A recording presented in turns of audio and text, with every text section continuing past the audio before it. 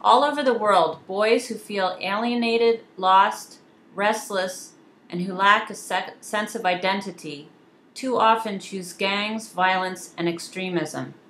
Their families or communities do not provide boys a ceremony that acknowledges their passage into manhood, grounding them in their responsibilities as a member of the larger society. This causes many boys and men today to lack the vision to care for the earth or to see the effects of their choices over the long term. The result, along all socioeconomic strata, is a selfish and immature disregard for others. Please comment.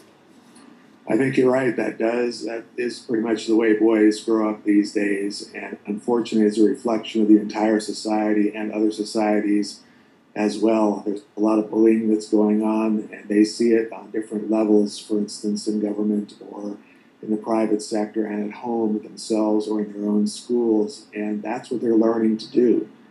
That's what people are teaching them. We're teaching them that particular attitude.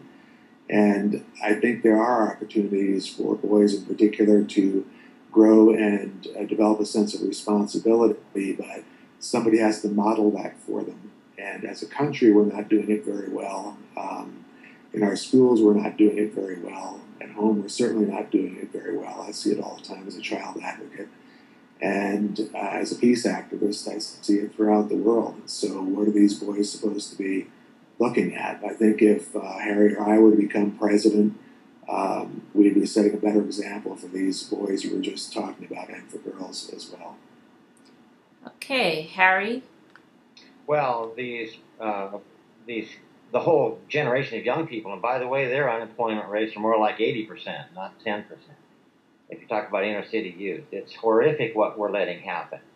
But I'm encouraged, and it's horrific the fact that the food, the water, and the air that we have available for our citizens, especially those, the fish, for example, that a lot of these poor people use as the primary source of income, nutrition, is not fit to eat. There isn't one state in the United States that hasn't warned its citizens, don't eat the fish. They're so contaminated. The fish in the ocean, what's left of them, there aren't many, are also contaminated. So we should be hiring all of these inner city youth. You talk about agriculture, that's a $2 trillion a year industry, and we produce poison food with it.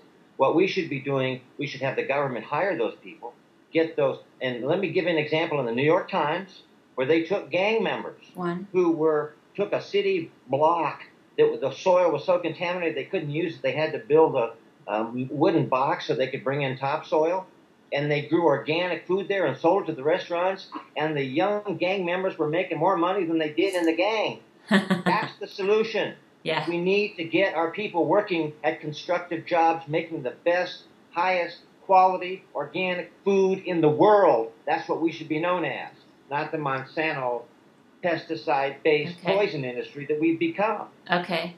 Boy, now you're talking to me. I really like that solution. And another thing the boys aren't seeing is accountability. We're not holding anybody accountability in government or the private sector for anything. So why should they feel they have a sense of responsibility and will ultimately be held accountable? They won't be, as it stands now.